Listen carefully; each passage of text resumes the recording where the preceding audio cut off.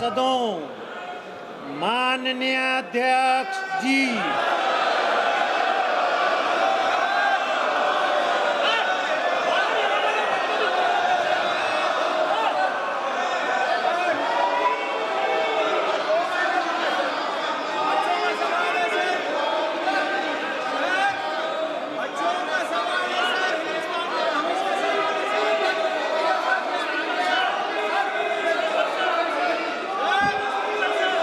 शिवराज जी उत्सुकता है, अभी रुको शिवराज जी, प्रश्न पूछने दो।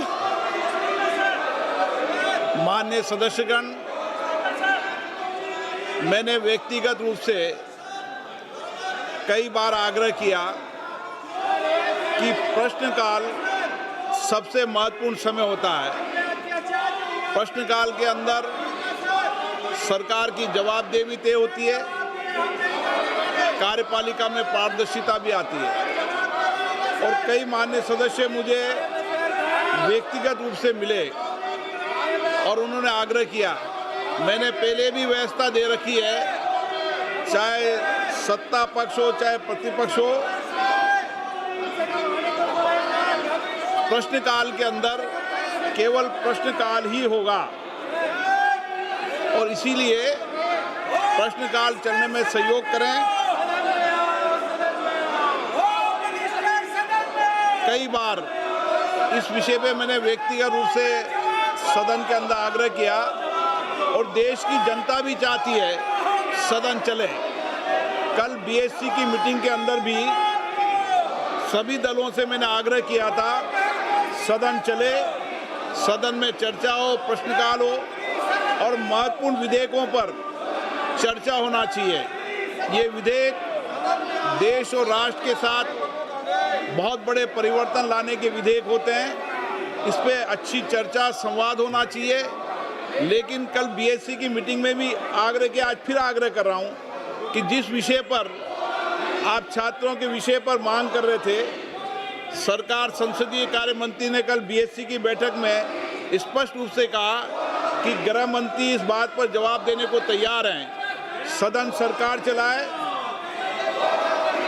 सरकार और प्रतिपक्ष दोनों मिलकर सहमति बनाओ, सदन चलना चाहिए। आपकी जो प्रमुख बातें थी, प्रमुख मुद्दा था छात्रों की मांग और गृह मंत्री जवाब दे या चर्चा में भाग ले, सरकार ने इसमें सहमति दर्ज कराई है। अब आप चलाएं, और मुद्दों पर भी चर्चा होगी, लेकिन एक एक मुद्दों पर सदन तो चले ना। आप सहयोग करो, ये संसदीय मर्यादाओं के अनुरूप नहीं है। सदन के अंदर तख्तियां बैनर लेकर आना, दुनिया का सबसे बड़ा लोकतंत्र भारत है, मेरा आग्रह पूर्वक रहता है कि तख्तियां लेना बंद करें, चर्चा और संवाद करें, बातचीत करें। आप सहयोग करें, मेरा आपसे आग्रह है, सदन चलाने में सहयोग करें।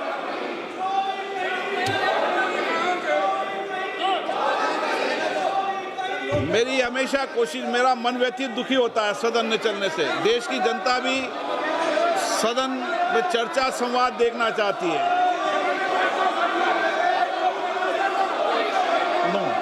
आप सहयोग करें, आप सदन नहीं चलाना चाहते, सदन बाधित करना चाहते हैं, सदन की कार्रवाई आज 2 बजे तक के लिए स्थगित की जाती है।